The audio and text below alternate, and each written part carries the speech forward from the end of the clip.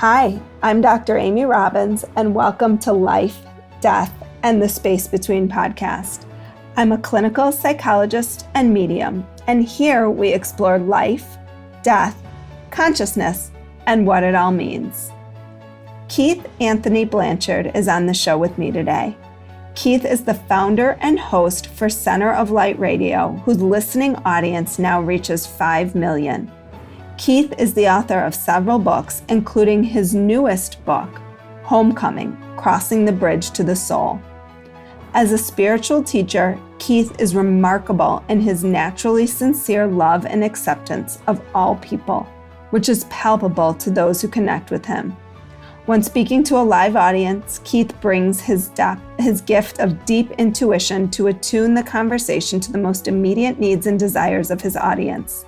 As a live presenter and spiritual leader, his broad and vast spiritual wisdom and background enlightens and resonates with a wide range of spiritual seekers and light workers. Born in Yuma, Louisiana, and currently residing in Memphis, Tennessee, Mr. Blanchard is a devoted father and enjoys a lifelong career as a professional musician in both contemporary music and with his spiritual band, Lavender Soul. Welcome, Keith. A few things to talk about before we get started with today's episode. If you have not subscribed to my newsletter yet, I have some exciting things coming out in the next weeks, months. Unclear how long it's going to take me to get it together, but there will be some stuff coming out and I don't want you to miss it. So head on over to dramyrobbins.com and subscribe to my newsletter. And I also wanted to tell everybody about an amazing opportunity with IANS. IANS is the International Association for Near-Death Studies, and their 2020 conference is online. This year's theme is Unlocking the Healing Wisdom of NDEs, and the program is packed to the brim with fantastic speakers and experts to guide newcomers and seasoned experiencers alike through the mysterious worlds of near-death experiences, spirits, and the afterlife. This conference, again, is online via Zoom, August 14th to 16th, and you can visit ians.org for more info. That is IANDS.org. And many of the speakers who have been on this show in the past are also members of IANS. It's an amazing organization that really promotes the work, so much of the work that I'm doing on this show in terms of bringing to light many people's spiritual experiences and spiritually transformative experiences. So head on over and check that out. And now to today's show. Thank you for having me. Thank you for being here. So let's start with your story, which is quite fascinating in terms of this, the voice of God that you experienced.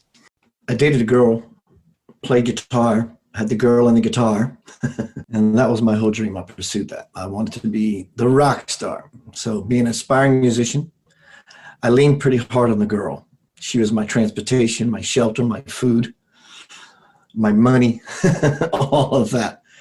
After 10 years, she said, "See you later." I've had nothing invested in myself. It was all external. So everything came crashing down. Well, to back up a little bit, when I was younger, I was an altar boy. I always had God with me. At the age of 6 years old, I was asking very profound questions for a young boy. Where did we come from? Why am I here? Where am I going? And who am I? These kinds of questions. And my life became that unfoldment of those very questions at that early age. But at the age of 15, I was seriously thinking of becoming a Catholic priest. Then my dad gives me an electric guitar. And a few years later, I met Jennifer and that whole dance I just described. When she decided to call the relationship off, I went back to that very same closet that I stuffed God in when I met her and pulled that power out. I needed it. And I must have done something correctly. I would begin to ask this prayer very fervently, passionately, sincerely, humbly, and vulnerably. I need to hear your voice. Now, though I did this for 3 weeks to a month maybe, I don't believe the higher ups said, okay, I think he's now serious. Let's go down there and pay him a visit. I truly know it was in my first asking that I opened up a cosmic door. I somehow aligned myself with correct asking And one morning, after playing music at a casino for 7 sets, I was just dog tired. Came home, wasn't expecting a dream, much less have this experience. I was awakened out of my sleep by a voice that said, "Good morning, Keith. It's time for you to wake up," implying both out of your night sleep and your human slumber. I was thrown into a divine experience, an absolute experience. I smelled the voice, saw the voice, heard the voice, tasted the voice, I felt the voice. It was everything, everywhere, all the time.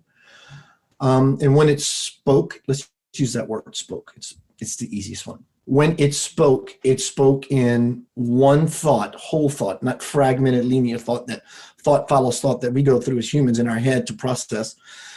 I was impregnated with a packet of light. I call these packets of light that simply over the course of a couple of years would seep information out into my consciousness that I would log and script into a document. And after about a year and a half of that, in meditation, Spirit said, "Keith, that's enough of the writing. Now go out and leave these principles because you don't want to parrot things. You want to be solid in these very wisdom nuggets that you are receiving." And so this is how it all started for me. But when I was in that experience, the voice asked me to sit on the sofa, press record on my tape player, and let my mouth move. I've never done such a thing. I said, "What will I speak about?" I said, "Oh, trust me, the presence will be present." And out came volumes of the most, not far out, but far in information I've ever received in that point in my life. And so for about 8 years, this dance with the divine principle started shaping. And did you feel like how do you know it's God, or how are you defining God? Is it, you said divine principle. Is it a divine power? Is it source? Is it spirit? Is it God? Are they all one? Like, how do you differentiate those things? At least the ones you name, there is no difference for me. It's all that. It was this beautiful love, non-judgmental. In the present, you knew all the foolish things you've ever done, but guilt was not present. It was just simple. It was just a very, very simple, childlike, loving. And I call it God. We can call it grandmother. We can call it whatever we want. It wanted nothing from me except my highest joy. And I use joy always as my barometer to gauge what presence I am with, be it a person, be it a spirit, be it whatever. Joy to me is always the evidence of the presence of God. So where I'm at in my life, the levels of experiences I have had that fill me full of bliss and joy, of course, it makes sense to me that I would use that as my gauge and my barometer, my measurement stick to always say, this is what I'm dealing with, so to speak. How do you define joy? How does anyone define it? It's kind of tough, except the look in their eyes and the smile on their face and how they are with other people and how they are with themselves. Joy. It's that feeling that we've all touched. Many of us have moved into it quite nicely, consistently. But it's the return. It's our homecoming. It's that place that we know that exists, that we deserve. Many people, sadly, feel they don't deserve such bliss and joy. And they continue the same modality they've been living in all of their life. And sadly, they don't actually have the chance to live while they're alive. I like the concept of joy. Maybe I think we focus a lot on happiness, but I like the concept of joy because there's when I think of joy, I think of a playfulness. I think kids seem to be able to embody joy or exuberance more easily, perhaps, than adults. And so I really like that, to think about it in that way. It's a very simple template. We've just become difficult in our adulthood. And we must be childlike to enter, to go back. And so they become the most amazing role models simply by their awe, their wonderment, their curiosity, their innocence, their purity. They have no filter. They'll say what they mean until we tell them to shut up, or you can't say that, or don't do that. I've always said, why does a very young child feel that it could grab those things off of the shelf that was handed down by grandmother, this very old china? Why do they touch it? Because they believe it belongs to them. And it does belong to them until we slap them on the hand and tell them no. And in that separation process, the ego becomes born and they begin to live in the no world. I can't, I shouldn't, I better not. And so that's a heavy spike. Think about this. When we come into this world, the first thing that happens when we come through the womb is we get a slap on the hiney.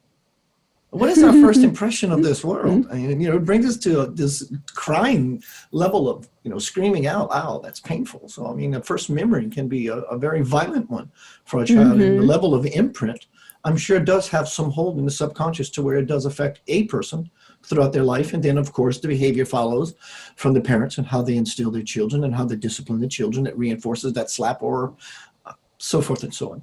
But it's children for me. They just light me up.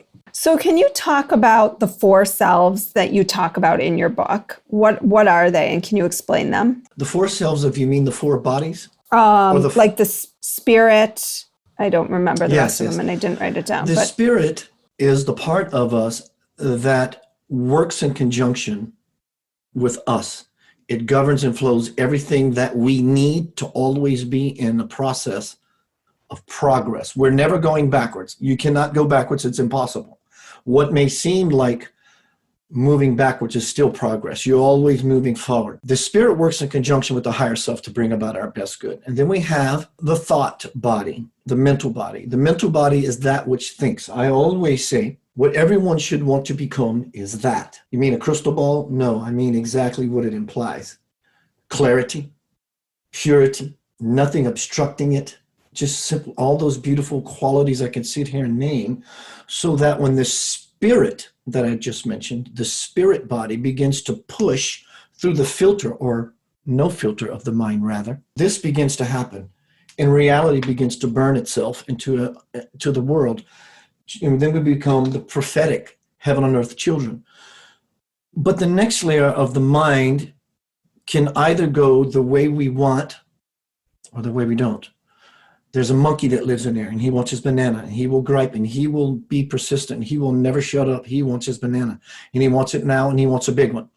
So we have to find a way to quiet the monkey. You can never kill that monkey in the head, nor do you want to, because that very egoic self makes me, me. It makes you, you. It makes us, us, and it's a beautiful quality of individuality. I'm not talking about the ego aspect that is causing trouble. And the next layer that we would move to is the emotional body. The emotional body is that feeling base to the truth.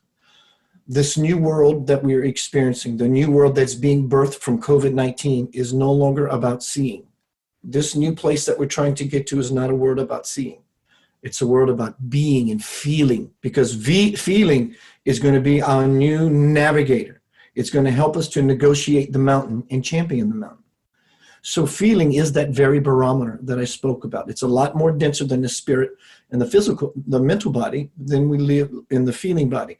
Now, one thing about the spirit, the mental, and the feeling base in the physical body, which is obviously the meat suit, the bones, the densest part of ourselves, is when it comes to a healing or an illness or a disease, the spirit begins to send into the matrix of the individual that something is not right. Something is out of balance. If it's not picked up by the mind, because the mind has too much noise, then it's picked up in the emotions.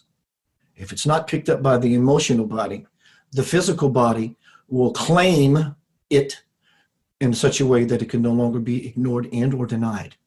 And then one will get sick. So now that you can see it, it gets a little tough to thaw that which has become frozen and or static, which is the diseased or the imbalanced thinking or way of being that causes one to get ill.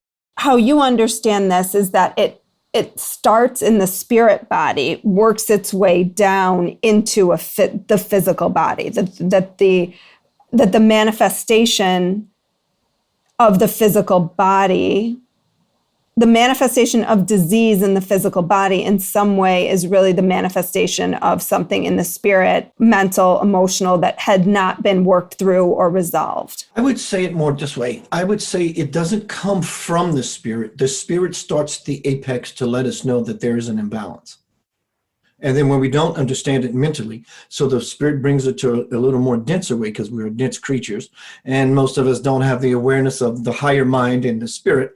And so it constantly brings it to levels that we can finally get that we're not doing so well. So how do we learn to listen to it when it's the spirit versus the physical body, which sometimes feels like too late. How do we listen to it when it's the spirit? We have to learn the art of being quiet. The art of being quiet can this is what I say about meditation. Meditation is phenomenal. It's the basis of all spirituality, really it is. But is there possibly another way? For me, meditation implies I'm going to do something.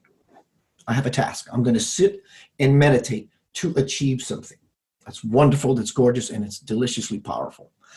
I say, when you do what you love, there's not a doing of something. You are being of something. You are being in love because you're not trying to achieve a space. You are already in the space. So we're trying to get to here only to have it bring us home, to come home. We're trying to find this path by moving forward. When we do find it, we're going to realize it's simply right back where we left. So the journey of 1,000 years, one takes the first step. One takes that first step towards that journey of 1,000 years. They've shaved literally 500 years off of their spiritual journey because nothing happens without that first step. Nothing, absolutely nothing.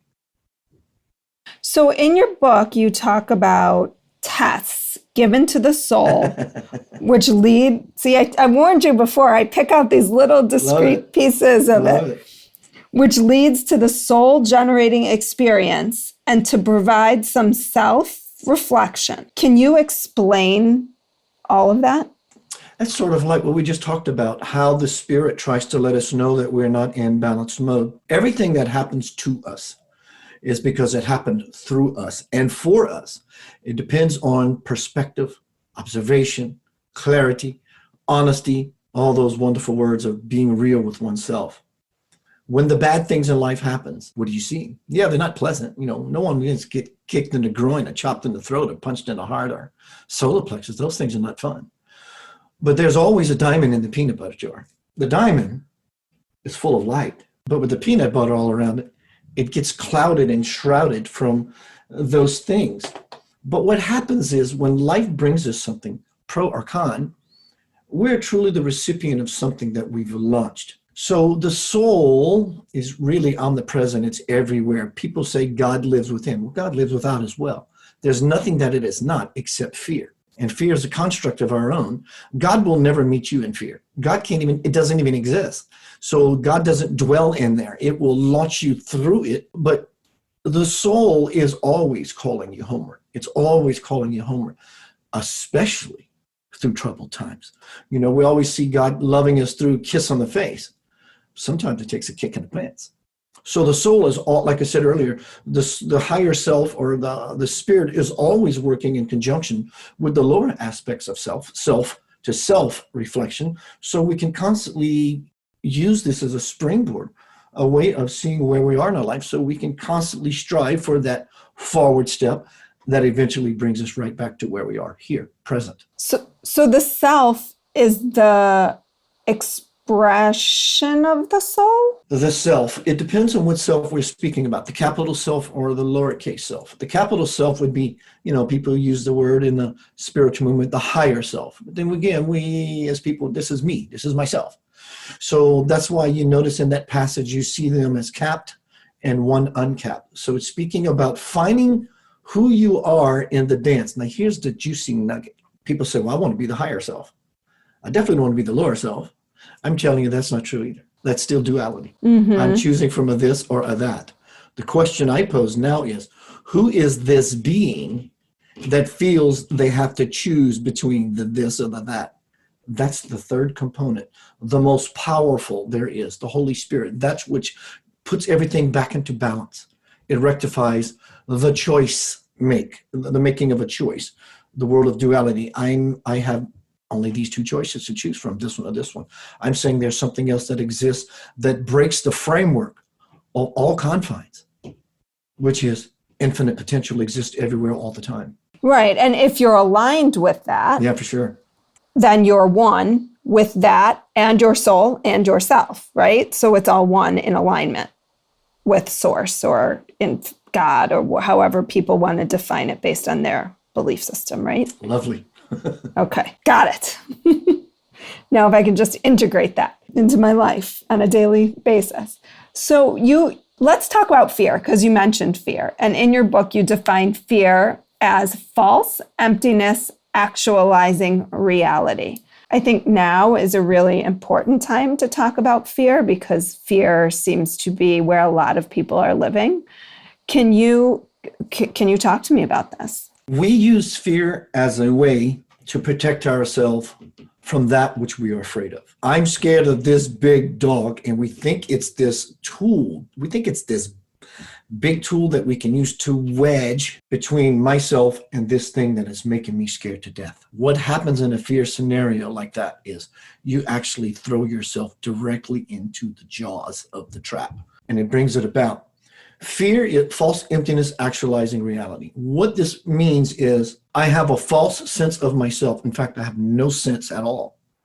And I'm using this nonsensical aspect of myself to try to perceive something that is not real in the first place.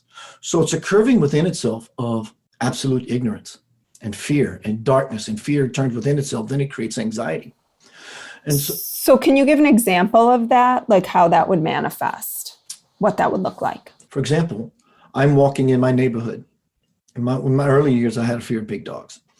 And I see a dog. And first thing I have is a thought, uh-oh, dog. Second thing I have is a feeling, big dog. Next thing I have is a judgment, big dog hurt me. Next thing I have is a reaction, run. And my final, my intention is to run faster than the dog. And so I ensue this game, and the dog is that soundboard. It mirrors to me, and it brings about someone else who does not have a fear of dogs will just simply say, come here, boy, and the dog's got his tail wagging. He's all excited. Fear is truly living in non-understanding. Don't get me wrong. I still have things that kind of put me on the edge of my seat. But I've learned that, to put myself in the moment, meaning my awareness, okay, Keith, you are afraid of this thing. Find the real you in the fear, and the darkness or the fear simply just dissipates, because the real me, which is the peace, and the one that is connected to the spirit, is the light. So when I find the real me in the fear, it simply just dissipates. It just simply goes away. Okay. So the feeling, what you're saying is the feeling goes away, so it doesn't have the opportunity to manifest in anything more than that. It's simply a fleeting thought that moves through your head, and you're done with it. When you grab the thoughts are just clouds that move through the mind. Any thought you grab without judgment, right, wrong, good, bad, good thought, bad thought, it doesn't matter. When you pluck one of these clouds from the stream, you own it now. It becomes solidified. So, okay, here's a dog. I see it. I understand it. And then now you try this thing. Come here, dog. He may not be quite so sure, but at least you don't have a German Shepherd lunging at you. Right. But yeah, when you grab a thought, thoughts are things. When you grab the thought, it becomes reality, because you bring it now to a feeling base, which is denser, which begins the manifesting process of congealing it on the earth. Absolutely.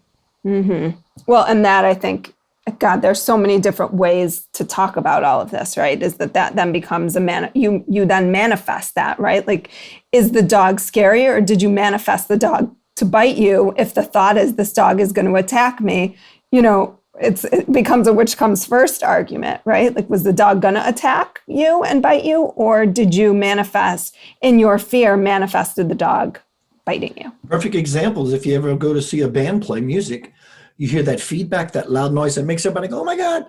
What happens is the sound comes out of the speaker, back into the microphone, out of the speaker, back into the microphone, out of the speaker, back into the microphone, and it creates this regeneration process. It creates a feedback loop, and that's why that sound goes off. No different than fear, which how it creates anxiety is some people are so afraid. Not only do they just get afraid, they become afraid of being afraid. And this begins to turn this energy within itself. And this stuff begins to biofeedback. And that's why people feel anxiety, and it's in their heart. And they feel like they're having a heart attack, because you're suffocating the heart with fear. You are attacking your heart. Well, and then if you think about what ends up being the physical manifestation of that, literally, no joy. Heart attacks. Yeah, absolutely. Can you also speak to the laws that govern us? It's been a while. Please feel free to recite one. Sure. Good thing that I have the book on my Kindle so I could scroll quickly. The law of gravity, the law of karma, the law of all possibilities, the law of giving. So let's go one at a time. The law of gravity. It's a very real thing until you become a master. I don't know too many people who jump off of high buildings. There are all those people that walk across tightropes. Hey, good one. And the notion is we're governed by these laws. Is that sort of the premise? Yes. What did you say, the notion? Is that we're governed by these laws, like Yes, from a... yes. They are a template that says you can play in this arena, but be very respectful for these things that are set in place. Because, you know, a piece of furniture is set in place. You do want to understand that piece of furniture is there when the lights are off, or otherwise you break your foot, kind of thing. Those stub toes hurt. You're right. Then you talk about the law of karma. Divine order. No matter what happens to you, good or bad, it's called karma. Karma will always kiss you on the face. It follows you like a shadow. When people say, I hope I'm there to see it when so-and-so gets theirs for what they did to me, maybe that same karma that kissed you on your face. So karma is in place for it's divine order. It keeps the divine, it maintains order and will always be there. That's how we are. We're held to the principle of karma. If even spirit, if spirit was to fudge karma too much, the whole universe would collapse when there was a greater need. So, karma is law.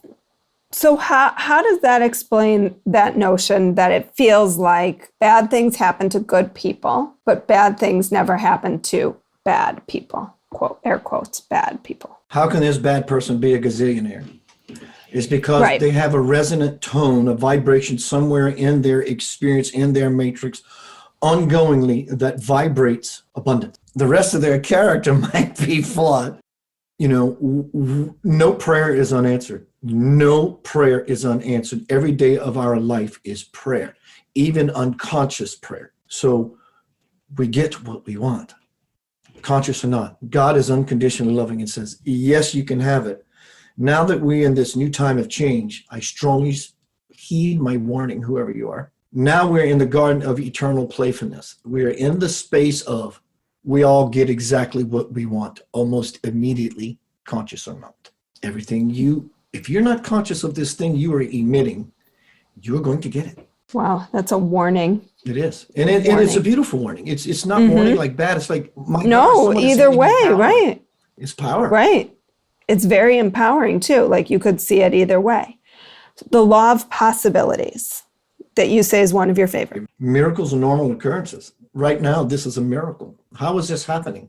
Well, of course, there's a greater engine sustaining it all, but yeah, you're part of that engine. You're a very important piece of that engine. You know, how are you doing this? How is anyone watching this interview? How are you taking all this in and processing it in your brain and making sense of this and making it palpable and in a useful way to apply this in your life so that you can become conscious of these things and see these miracles further along in your life. All there is infinite potential. That's all there is.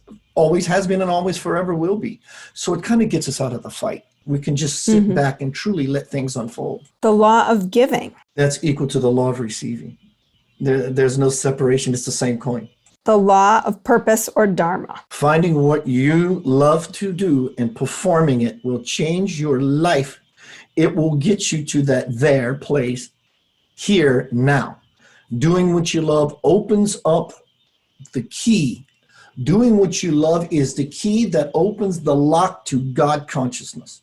Doing what you love, joy, is the key that opens the lock to cosmic consciousness. Well, and when you are in that place, right, you're in alignment, which should mean that you are enjoying, love it, enjoying your life. Yeah, and we look at something we love to do. Someone may love to play basketball or cook a meal, and next thing you know, 2 hours of playing basketball, and it feels like 20 minutes and it's over. Now you go sit in a doctor or a dentist's office for 20 minutes, it feels like 2 hours. Nothing here has changed. The time signature has not changed here, except one's perception. So when you do what you love, if God is love and we're doing what we love, we're truly bringing that energy of creator through our creative self. And we fall into the space of the gate, the cosmic womb, the eternal space, if you will. And time simply flees. It simply just disappears. It just doesn't go anywhere. And it goes everywhere. It doesn't exist. And I know that When you do what you love ongoingly, you're actually keeping the gate open. How does one begin to do what they love constantly? You have to start the journey. 5 years from now, you can look back and go, oh my God, I'm actually a florist now. I've always wanted to be a florist. Until you take the step, nothing happens. And the last one, the law of detachment. You don't own anything. Nothing belongs to you except everything. And you get everything when you let go of everything. We want to fall into the nothing because in the no thing is the everything. That goes back to the law of infinite potential. When we stop grabbing onto the world and trying to collect things throughout our life, all these gadgets, our hands become very free. Our hands become open. Now something can be placed in it. Something beautiful, that very infinite potential. But not only do we have to stop clutching things, we have to stop clutching ideas. What I think belongs in his hand, what I think is going to do it for me. I just become open and available. Higher self, God, soul, your best self, your best life, wants what you want in a more beautiful, powerful way. So not only does it really mean to release clutching of things, thoughts are things. I want it to look this way in the form of that person or this car. So detachment means truly surrender. It means surrender, being good, comfortable with your beautiful self.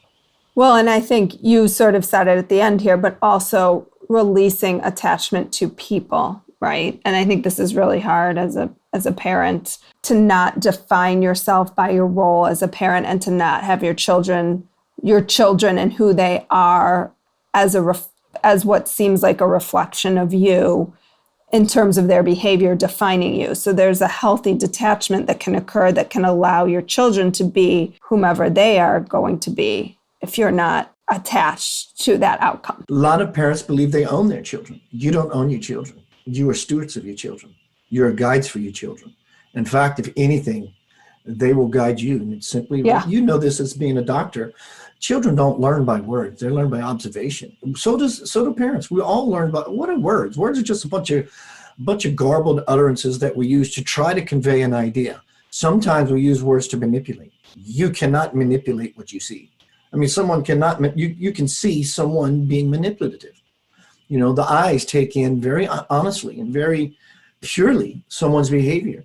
Even though the speech coming out of their mouth may be so incongruent with what they're doing, right? So I want to end with this because I feel like it's a perfect tie-in actually to my show and how I talk about things. But you say in your book, birth's intention is not to be born again, and death's intention is to never die again. The intentions of both are the same, to give you every change to consciously unify with all that is. Yes, because, you know, we have this belief that when we die, we're going to go back to God, and supposedly that's where we came from. So if God is the beginning and the Alpha and the Omega, and we have two dots, and we draw a straight line between those two dots, what do we have? We have just a 175, 80 years, if you're lucky, of playing on this place. You know, I've always said that when it doesn't require a person to die to go to heaven, it actually requires them to live. You have to live heaven to experience it. So birth's intention is to bring us here so we can bring that we left here as part of this powerful experiment that has never occurred in the universe ever, is to be the embodiments of the divine on the earth. To bring that heaven here on earth. Jesus was such a being. All these avatars from India, these Buddhist monks, whoever it may be, they are here as these living testimonies. We're all the living testimony. Depends on, are we truly wanting to awaken and see that the beauty of ourselves? Nothing surpasses the beauty that you see when you look in the mirror. Nothing. You are the miracle. There's nothing else. There's no other way about it. Well, thank you for this enlightening interview. If people want to know more about you, where can they find you? You could find me at centeroflightradio.com. You could find me at keithanthonyblanchard.com, same website, 2 ways in. You can find me on YouTube at youtube.com/centeroflightradio. And you can order Homecoming Crossing the Bridge to the Soul. Now it's available on Amazon.com, Keith Anthony Blanchard, Homecoming Crossing the Bridge to the Soul. You can just find me on Facebook. I'm very approachable. I like kissing some cheeks and hugging some necks. I just love people. I can tell. It definitely, you're exuberant. So thank you so much for your time today and for this incredibly fascinating and in-depth interview, even though it was only for a short period. I think we covered a lot. I'm grateful. Thank you. Everyone, you are loved beyond measure. Believe it. Thank you. Thank you. Like what you heard today and want to hear more? Wondering what comes next and what it all means? Head over to Apple Podcast, Spotify, Stitcher, Google Play, or anywhere you get your podcasts and hit subscribe. Also, if you could take a minute to rate and review my podcast, I would really appreciate it. Stay tuned as we continue to explore life, death, and the space between.